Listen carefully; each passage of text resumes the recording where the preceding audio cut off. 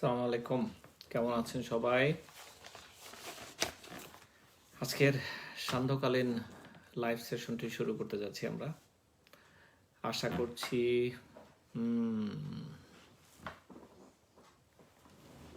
High Facebook group, ইউটিউবে সবাই শুনতে পাচ্ছেন।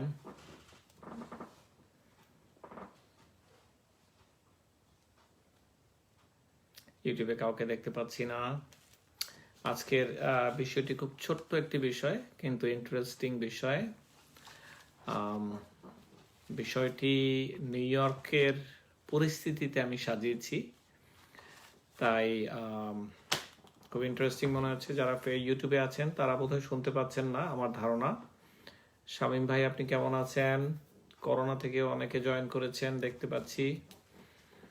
আচ্ছা, আজকের বিষয়টি আপনারা নিশ্চয়ই দেখতে পাচ্ছেন, করোনা টেস্টিং কি আবার টেস্টিং কি এতটা জরুরি কি না সেইটি নিয়ে। তো যা বলছিলাম,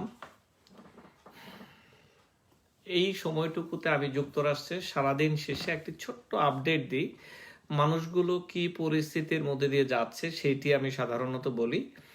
তারপর আমার একটি ছোট্ট পর্যালোচনা থাকে, তারপর আমি বাংলাদেশ নিয়ে কিছু কথা বলি। এটি সাধারণত সাজাই আমি সেইভাবেই। তো আসুন আজ সেইটি নিয়েই কথা বলি। আমার দিনটি কেমন গেল আপনারা শুনতে চাচ্ছেন কিনা সেটি। অনেকে নিশ্চয়ই জানতে চান যে ডাক্তার সাহেব আপনি কি করেন, সারাদিন ঘুমান না কি করেন। তো অনেকে প্রশ্ন করেন আপনি তো হাসপাতালে যান না, আপনি কিসের ডাক্তার?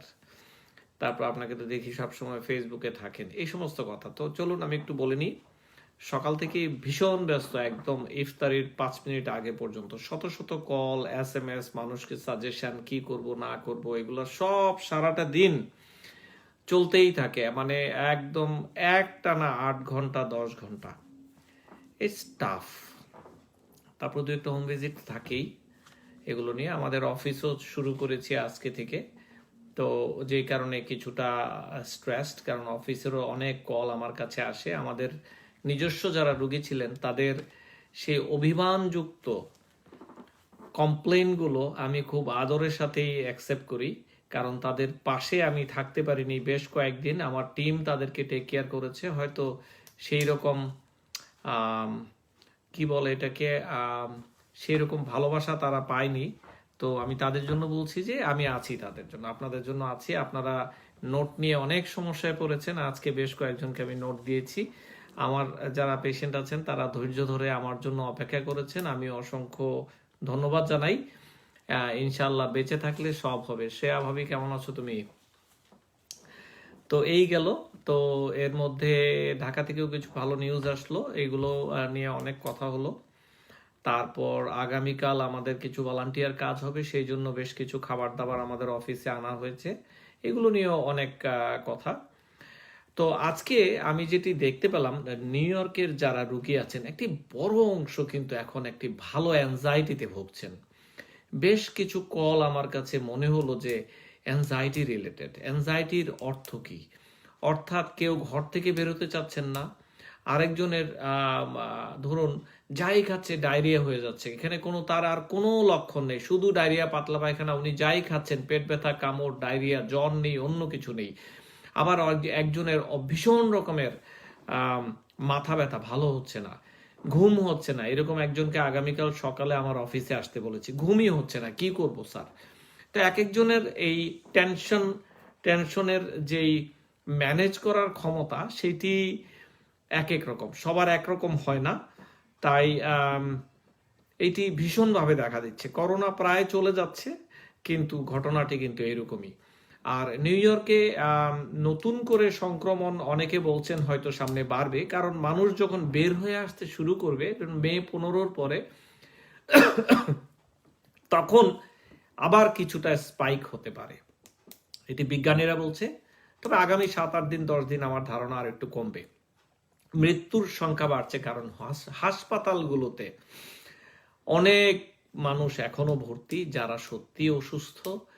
তাদের একটি স্টাডিতে দেখা গিয়েছে প্রতি 10 জনে 9 জন লাইফ সাপোর্ট থেকে আসতে পারছে না। এইটির জন্য হয়তো বা হতে পারে অথবা অনেক মৃত্যুর কারণ এখনো আননোন অন্যান্য স্টেটগুলোতে, সেগুলোতে তারা আননোন কোভিড লিখে দিয়েছে, যে কারণে মৃত্যুর সংখ্যাগুলো এইভাবে দেখাচ্ছে।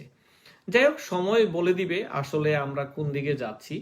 এই মুহূর্তে মানুষজন আস্তে আস্তে তাদের অন্যান্য রোগবালাই নিয়ে ডাক্তার সাহেবদের কাছে কল করতে শুরু করেছে, আসতে শুরু করেছে, যেই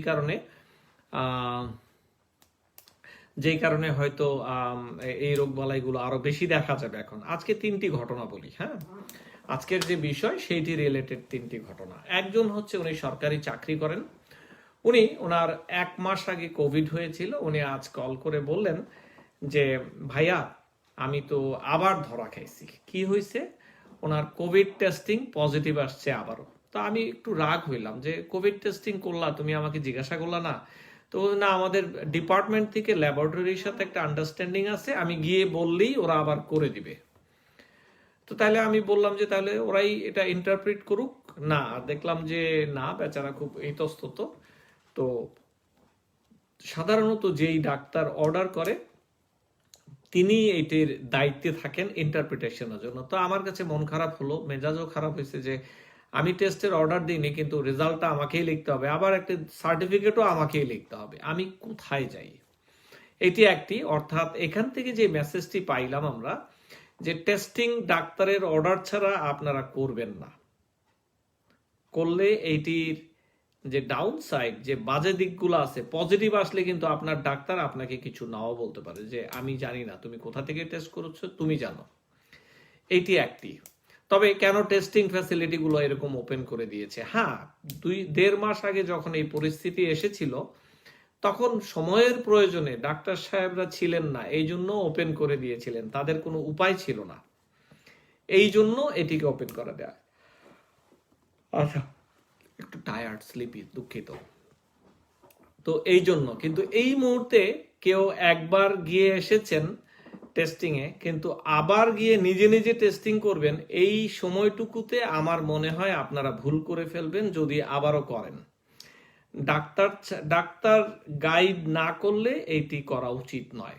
দ্বিতীয় যেটি সমস্যা,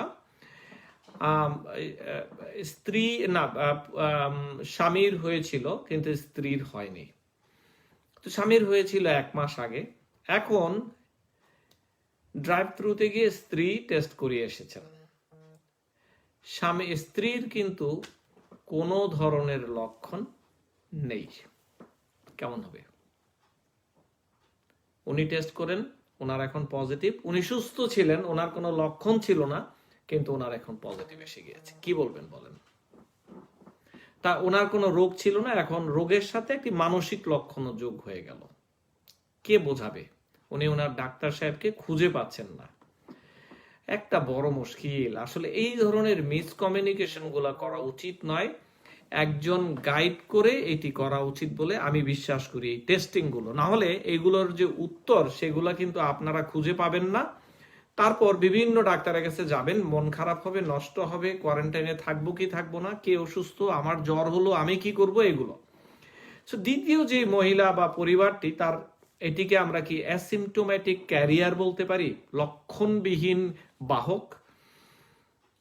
ঠিক তা নয়। লক্ষণবিহীন বাহক কি সারা জীবন থাকবে? ওনার বাড়িতে কোভিড হয়েছিল 1 মাস আগে, কতদিন উনি এটি ক্যারি করবেন? আবার মহিলাদের ক্ষেত্রে দেখা যায় যে এই রোগটি সাধারণত তাদেরকে খুব একটা কাবু করতে পারে না। তাহলে এইটির ব্যাখ্যা কি? হয়তো ওনার সেই সময় হালকা একদিন জ্বর হয়েছিল, উনি ভালো হয়ে গিয়েছেন, এরপরে এই ভাইরাসের পার্টিকেলগুলো হয়তো নাকে ছিল এখন। তো এইটি কথা যা বলছিলাম, যে দ্বিতীয় ঘটনাটি।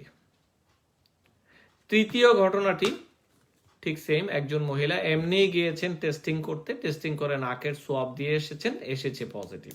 তার বাড়িতে কারো লক্ষণ নেই, ওনার কাছে মনে হলো যে আমি টেস্টিং করব, তো উনিও পজিটিভ এসেছেন। তো দেখুন, এই যে পিসিআর টেস্টিং, এটি নিয়ে আমি পরবর্তীতে যাব, এটির বিস্তারিত ধারণায়।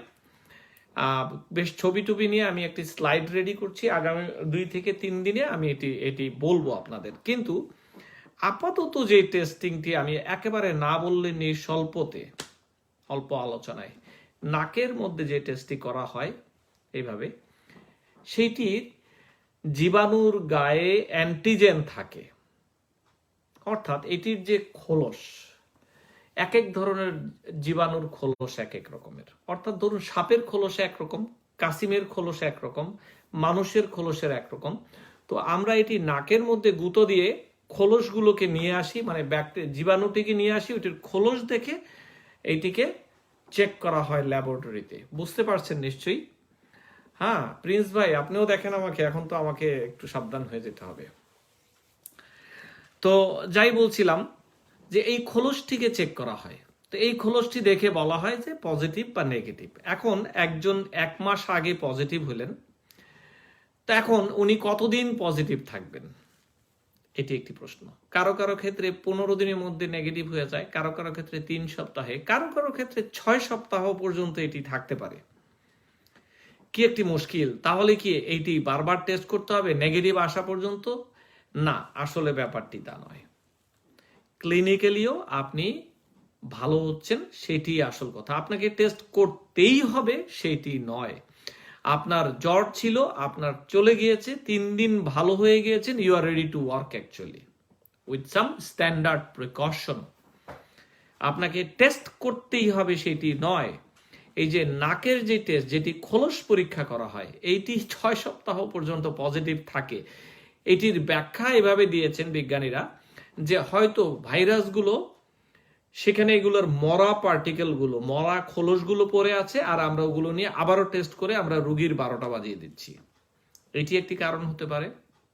আরেকটি কারণ হতে পারে এটি সত্যি সত্যি হয়তো বসে আছে। আরেকটি কারণ হতে পারে হয়তো সাইনাসের ভিতর বসেছিল, এগুলো নেমে এসেছে। কিন্তু মোস্ট প্রবাবলি এটা তাদের ভাঙা অংশ। তো এইটির পরীক্ষা করার কোনো প্রয়োজন নেই। যদি জ্বর না থাকে তাহলে আপনি 3 দিন পরে আপনি সাধারণভাবে মুক্ত। এখন তাহলে এই টেস্টটি এখন কেন করবেন? আপনারা যারা আছেন আপনাদের কাছে বলবো, এই নাকের যে টেস্টটি এটি কিন্তু এতটা সুখকর নয়। একদম নাকের ভিতরে যে এই পর্যন্ত যায় আপনাকে গুতাগুতি করবে, কিউটিপ দিয়ে নিজের নাকে ওই পর্যন্ত যেয়ে দেখবেন কেমন লাগে। তো ব্যাপারটা সেই রকমই। তো এই গুতাগুতি একবার ডায়াগনোসিসের সময় হয়েছে, ছেড়ে দিন। এরপর যদি আপনার টেস্ট করতে হয়, যুক্তরাষ্ট্রে এখন অ্যান্টিবডি টেস্টিং আছে, গেলে এখান থেকে ব্লাড নিয়ে বলে দিবে তোমার কি হলো। মনে থাকবে, যদি আপনার রোগ হয়ে থাকে আপনার জন্য এইটি টেস্ট। আবার ধরুন আপনার রোগ নেই, এখন আপনি কি করবেন? আপনার রোগ ছিল না, আপনি গত 2 মাসে আপনার কোনো জ্বর 3 মাসে হয়নি, আপনি কি অ্যান্টিবডি টেস্ট করবেন? না, সেই ক্ষেত্রে অ্যান্টিবডি না, আপনি ক্যারিয়ার কিনা সেটি টেস্ট করতে পারেন। আপনি ইমিউনিটি টেস্টিং এর বোধহয় সময় হয়নি এখনো। এটি একটি। অনেকে এমনিই বলেন যে আমি অ্যান্টিবডি টেস্টিংও করাতে চাই। করতে পারেন, টাকা নষ্ট, কিন্তু করানোই যায়। সেক্ষেত্রে নাকের সোয়াবও করানো যায়, অ্যান্টিবডি টেস্টিংও করা যায়। বাড়িতে যদি কারো থেকে থাকে তার ক্ষেত্রে দুইটিই করানো উচিত, একটি না করে। তো আশা করছি অ্যান্টিবডি টেস্ট এবং অ্যান্টিজেন টেস্টিং এর মধ্যে পার্থক্য বুঝতে পেরেছেন। তবে সাধারণভাবে যেটি বলবো যে আপনি কাজে ফেরত যেতে চাইলে আপনার জন্য অ্যান্টিবডি টেস্টিং বা অ্যান্টিজেন টেস্টিং, যেটি পিসিআর করা, এটি বাধ্য নয়। আপনার এমপ্লয়ার যদি আপনাকে বলেন যে এটি বাধ্য, আপনি বাধ্য নন। আপনার যদি লক্ষণ চলে যায়, জ্বর 3 দিনের উপরে হয়, কাশি কমে যাচ্ছে, ওভারঅল সিচুয়েশন বেটার, আপনি সহি হয়ে গিয়েছেন। বোঝাতে পারলাম? Testing is not a must. Testing করা হয় আপনার মনের জন্য। তবে যাদের রোগ ছিল তারা ইজিলি এই টেস্টিংটি করতে পারেন, যেটি অ্যান্টিবডি টেস্ট, ব্লাডে, রক্তের মাধ্যমে।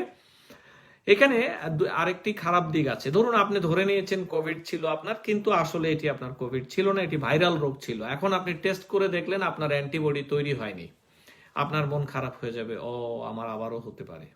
অথবা আপনার কোভিড ছিল কিন্তু আপনার প্রচুর অ্যান্টিবডি শরীরের ভিতর তৈরি হয়নি, এটা হতেই পারে। সবার রোগ প্রতিরোধে একই রকমের অ্যান্টিবডি তৈরি হবে তা কিন্তু নয়। তখন যদি দেখেন অ্যান্টিবডি তৈরি হয়নি কিন্তু এতদিন কষ্ট করলেন, তাহলে সেটির উত্তর কি হবে? তাই আমি সবাইকে বলছি, এই টেস্টিং এর পিছনে আপনারা দৌড়াবেন না। আপনি ভালো হয়ে গিয়েছেন, আপনার জ্বর ছিল, এখন নেই, আপনি সহি হয়ে গিয়েছেন। 3 দিনের মাথায় আপনি সহি। এই টেস্টিং এর পিছনে ঘুরে ঘুরে মাথাগুলো নষ্ট করেন না। আপনি ডাক্তারের অফিসে কাজ করেন, আপনি অ্যান্টিবডি টেস্ট করে কাজে যাবেন, এটি আপনার জন্য রাইট নয়, কারো জন্য রাইট নয়। হ্যাঁ, করতে পারলে ভালো, করার পরে যদি নেগেটিভ আসে মন খারাপ করা যাবে না, পজিটিভ আসলে তাও মন ভালো করা যাবে না, কারণ এই টেস্ট ডাজ নট মিন আপনি প্রোটেক্টেড। আমার কথাগুলো একটু বেশি আজে বাজে মনে হচ্ছে, আমি 2-3 দিন পরে আমি একটি স্লাইড শো বানাবো সকালবেলা, যেটি ভিডিও আকারে খুব সুন্দর হবে, তখন বুঝতে পারবেন আরো। আসল কথা হচ্ছে আপনি কাজে যাবেন, আপনার একটি ডাক্তারের নোট প্রয়োজন, ডাক্তারকে হিস্ট্রিটি বলুন, doctor should be clearing it, that's it, that's the bottom line. আপনার অ্যান্টিবডি টেস্ট কি হলো আর অ্যান্টিজেন টেস্ট কি হলো, ইট ডাজন্ট ম্যাটার। আচ্ছা, একটি ঘটনা বলি। আমাদের এক ছোট ভাই ফার্মাসিস্ট, সে এই করোনা সিজনে হোটেলে হোটেলে থেকেছে, খুব দারুণ জিনিস, আই লাইক ইট। হোটেলে রুম সার্ভিস অর্ডার দিয়েছে, কাঁটা চামচ দিয়ে খেয়েছে, সে সেফ, তার 3টি বাচ্চা। এখন সে বাড়িতে যায়নি পুরো পুরো 1.5 মাস। ভেরি স্মার্ট আইডিয়া, আমি আগে জানলে আমারও থাকা উচিত ছিল, ভুল করে ফেলেছি। হ্যাঁ, তো নেক্সট টাইম অন্য কোনো কিছু হলে বলে দেবো যে হোটেলে থাকবো। যাই হোক, তো যেটি সে করলো, সে বাইরে বাইরে ছিল, এখন সে বাড়িতে যাবে 1.5 মাস, তার বাচ্চাদের দেখে না। এখন সে কি টেস্ট করবে? সে কি নাকের খোঁচার অ্যান্টিজেন টেস্ট করবে, যেটি পিসিআর, নাকি অ্যান্টিজেন নয়, পিসিআর বলে, নাকি ব্লাডে অ্যান্টিবডি টেস্ট করবে? তার কোনো লক্ষণই ছিল না, তাই না? এখন তার ক্ষেত্রে এইটি নাকেরটি পিসিআর টেস্টই করতে হবে, এটি হচ্ছে কথা, যেহেতু তার লক্ষণ ছিল না। এখন তর্কের খাতিরে বলা যেতে পারে যে লক্ষণহীন বাহকদের ক্ষেত্রে তো ব্লাডে চলে আসতে পারে পজিটিভ, হ্যাঁ এটি হতে পারে, তবে তার আগে ক্লিনিক্যাল সাসপিশন হবার সম্ভাবনা কতটুকু সেইটি চেক করা যেতে পারে। সো যাই হোক, ছোট ভাইটি নাকের পরীক্ষাটি করলো, করে নেগেটিভ আসছে, আমাকে জিজ্ঞাসা করলো আমি বাড়ি যেতে পারবো কিনা। তো তাকে অনুমতি দিলাম বাড়ি যাবার জন্য, ভীষণ খুশির খবর। তো আশা করছি আলোচনাটুকু ভালো লেগেছে, বুঝতে পেরেছেন আপনারা সবাই। কেউ তো কিছু বলছেন না, ইউটিউবের এরা ঘুমিয়ে আছেন, কারণ বাংলাদেশের দর্শক বেশি, তাদের জন্য একটু একটু বেশি উপরের লেভেলের হয়ে যায়। আসুন এবার পিপি নিয়ে কিছু কথা বলি, যুক্তরাষ্ট্রের পিপি নিয়ে কথা বলি। আমরা যারা হাসপাতালের সাথে যুক্ত বা যারা হাসপাতালে চাকরি করেন ডাক্তার সাহেবরা, তাদের ক্ষেত্রে যদি রিয়েল এক্সপোজার কোনো পেশেন্টের সামনে ওরা পড়ে, যাদের ক্ষেত্রে আনপ্রোটেক্টেড সময় কাটিয়েছে, তাদের ক্ষেত্রে জ্বর না আসলে তাদেরকে বাড়িতে 3 থেকে 5 দিন কোয়ারেন্টাইনে রেখে আবার তাদেরকে কাজে আনা হয়। এটি সত্য, যখন ক্রাইসিস ছিল তখন এইটি ছিল নিয়ম। 14 দিনের কোনো নিয়ম তাদের ক্ষেত্রে ছিল না, সাধারণ মানুষের ক্ষেত্রে ছিল। এটি কিন্তু সত্য। সার্জিক্যাল মাস্ক সেই কঠিন সময়ে একজনকে হয়তো একটি দেয়া গিয়েছে, একটি দিয়ে সারাটা দিন ডাক্তার সাহেবরা কাটিয়েছেন, এইটি সত্য, এটি বাস্তবতা।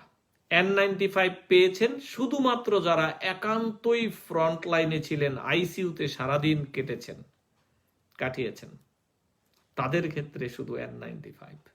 এখনো পর্যন্ত N95 বাজারে নেই। ইয়েস। আচ্ছা, গত 6টি সপ্তাহ মধ্যে প্রথম 4 সপ্তাহে টেস্টিং কিট আমরা কিন্তু পাইনি, এটি সত্য কথা। আমরা যারা মাঠে ঘাটে কাজ করেছি, কোনো টেস্টিং কিট ছিল না। কিছু আর্জেন্ট কেয়ারে গত 2 সপ্তাহ এসেছে, বাট প্রথম 4 সপ্তাহে কোনো টেস্টিং কিট কোথাও ছিল না। হাসপাতালগুলোতে কিছু ছিল, তাও লিমিটেড। এইটি যুক্তরাষ্ট্রের অবস্থা। আর পুরো ফুল গিয়ার পিপি যেটি দেখা যায় যে বাংলাদেশে মাঠে ঘাটে সবাই পরে আসছে, এটি এখনো নেই। আমরা যদি বলি একটি মেডিকেল সার্জিক্যাল গাউন লাগবে, নেই। কোথা থেকে আমরা পাবো? বাংলাদেশে হলে তো বানিয়ে ফেলতাম, যে সেলাই করে বানিয়ে ফেললাম পিপি প্যারাসুটের কাপড় দিয়ে। এখানে সেটি হবে না। এই হলো যুক্তরাষ্ট্রের পিপির কাণ্ড। পিপি ছাড়া আমরা ডাক্তার সাহেবেরা রোগী দেখতে নারাজ বিভিন্ন জায়গায়, পৃথিবীর বিভিন্ন দেশে। যুক্তরাষ্ট্রের অবস্থাটি বললাম। আমার মনে হয় আগামী 2 মাসেও আমরা পিপি পাবো না, ফুল গিয়ার পিপি আমেরিকাতে পাওয়া যাবে না আমার ধারণা। আমি খুঁজছি, বহু বহু জায়গায় কিন্তু হচ্ছে না, আমরা এখনো পাচ্ছি না ফুল গিয়ার পিপি। আরো 1 মাস 1.5 মাস লাগবে হয়তো। যাই হোক, আসুন বাংলাদেশের বর্তমান পরিস্থিতি নিয়ে একটু আলাপ করি, তারপর আমরা মানবিক আবেদনে যাই। বাংলাদেশের পরিস্থিতি নাম্বার আস্তে ধীরে বাড়ছে, বা কমিউনিটিতে প্রচুর এই ধরনের রোগী আছে, কিন্তু আমরা কমিউনিটি লেভেলে আমরা এখনো কেউ সোজা হইনি। এটি একটি ভয়ঙ্কর বিষয়। আমরা নিজেরা নিজেদের কাজটুকু না করে আমরা করছি কি, ডাক্তার সাহেবরা কি করলেন না, সরকার কি করা উচিত ছিল, এগুলোর দিকে আমরা চলুন না, নাইবা দেখি দরকারটা কি। ওনারা ওনাদের কাজ করছে যতটুকু সম্ভব। বাংলাদেশ সরকার যথেষ্ট সিরিয়াস, মাননীয় প্রধানমন্ত্রী নিজে এটিকে এখন দেখভাল করছেন। আমি তো নিশ্চিত যে আমরা এটির একটি ফল পাবো ইনশাল্লাহ। আপনারা সাহস রাখুন। বাংলাদেশের পরিস্থিতি আমার মনে হয় আমরা পারবো সামাল দিতে। আমরা এটি নিয়ে টেনশন না করি, আমরা নিজেরা বাংলাদেশের মানুষগুলো নিজেদের কাজগুলো করি। মানবিক একটি বড় দিক আছে, আমরা সেইটিও করছি না। যারা মানুষগুলোর পাশে দাঁড়ানো, বিশেষ করে যারা ফ্রন্টলাইনের যোদ্ধা আছেন, ডাক্তার, নার্স, স্বাস্থ্যকর্মী, পুলিশ ভাইয়েরা মারাত্মকভাবে জরুরি, তাদের পাশে দাঁড়ানো আমাদের জন্য জরুরি। বিদ্যুৎ বিভাগ, তাদের পাশে দাঁড়ানো জরুরি। এই জায়গাগুলোতে আমরা মানবিকতা দেখতে পাচ্ছি না। আমরা আপনাদের কাছে আমার অনুরোধ থাকবে, আপনারা একটু মানবিক হন। বাংলাদেশে যারা দেখেন, একটি বড় যুদ্ধ কিন্তু মানবিক যুদ্ধ। সরকারিভাবে এটিকে সামাল দেওয়া যাবে না যদি আমরা নিজেরা না দাঁড়াই। 71-এ আমরা নিজেরা সব করেছি, আমরা এইবারও করতে পারবো। আমি নিশ্চিত আমরা পারবো যদি আমরা সবাই একসাথে কাজ করি। যেমন ধরুন, বাড়িওয়ালারা যদি 1 মাসের জন্য বাড়ি ভাড়া না নেন বা একটু শেয়ার করেন, হ্যাঁ, এই ধরনের ছোট ছোট জিনিসগুলো।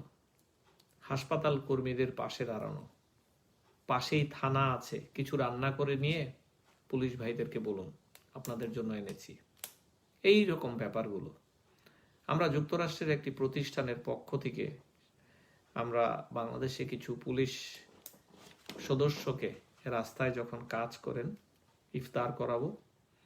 এটি আমরা ডিসিশন নিয়েছি আগামীকাল অথবা পরশু। এবং হাসপাতাল কর্মীদের আমরা একবেলা খাওয়াবো, 2টি হাসপাতালে যতটুকু সম্ভব। অনেকে হয়তো বলবেন এদেরকে খাওয়ানোর দরকারটা কি, এরা তো পয়সাওয়ালা। না, এদের সাহস বাড়ানো, এদের পাশে এদেরকে গ্র্যাটিটিউড দেখানো, এটি আমাদের কর্তব্য। সারা দুনিয়াতেই তাই করছে, আমরাও কেন পিছিয়ে থাকবো? তো এটি জানতে পারবেন। আমি এরই মধ্যে আজকে প্রায় 1000 N95 একদম অরিজিনালটি বাংলাদেশে নিয়ে গিয়েছি। সরকারের মাধ্যমে এটি বিতরণ হবে। আমি সরকারের কাছেই দিয়ে দিব 2-1 দিনের মধ্যে। সরকার যেখানে তাদের প্ল্যান মতো কাজ করছে, তারা জানবে কোথায় দিতে হবে N95, আমি তাদেরকেই দিতে বলবো। সরকার আর আগামীকাল যুক্তরাষ্ট্রে আমি নেপালি কিছু স্টুডেন্ট যারা খুব ডিস্ট্রেসড, তারা খুব অসুবিধায় আছেন, তাদের পাশে দাঁড়ানোর জন্য কিছু স্বাস্থ্য সামগ্রী নিয়ে দাঁড়াবো। এটি আগামীকাল। এবং আগামী সপ্তাহে কিছু দক্ষিণ আমেরিকান কিছু পরিবারের সাথেও আমি দাঁড়াবো এটি নিয়ে। তো আমার এই কাজগুলো, যেমন করোনাসেবা.com, এগুলো নিয়ে আমি এই প্ল্যাটফর্মের মাধ্যমে কাজ করছি। আমাদের পাশে অনেক স্বেচ্ছাসেবক রয়েছে, আপনাদেরকে অসংখ্য ধন্যবাদ। গতকাল আমরা খুলনাতে দিয়েছি, এরকম কাজ করেছি। তো আশা করছি এই উদাহরণগুলো আপনাদের কাজে দিবে। আসুন এরকম একটি কঠিন পরিস্থিতিতে আমরা কাদা ছড়াছড়ি না করি, মানুষের দিকে আঙ্গুল না তুলি, আমরা আমাদের নিজেদের কাজ করি। ঠিক যেভাবে 1971 সনে আমরা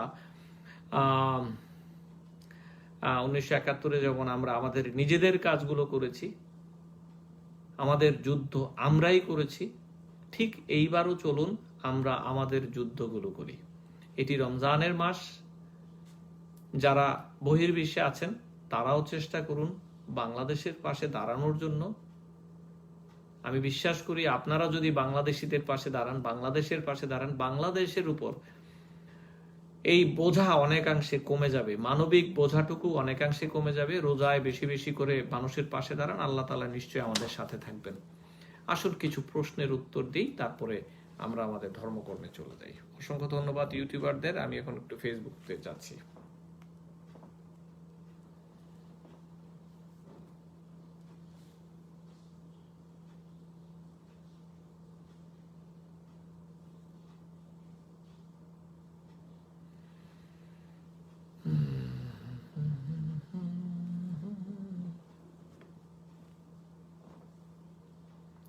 নূর নীল লিখেছেন 1971 আর করোনা 1-9 একজন লিখেছেন। হ্যাঁ, 1971 এর চেয়েও ভয়াবহ ছিল। 71 তখন আমরা আসলে জানতামই না আমরা কোথায় যাচ্ছি। এখন তো জানি যে করোনা আমাদের 1 মাসের যুদ্ধ।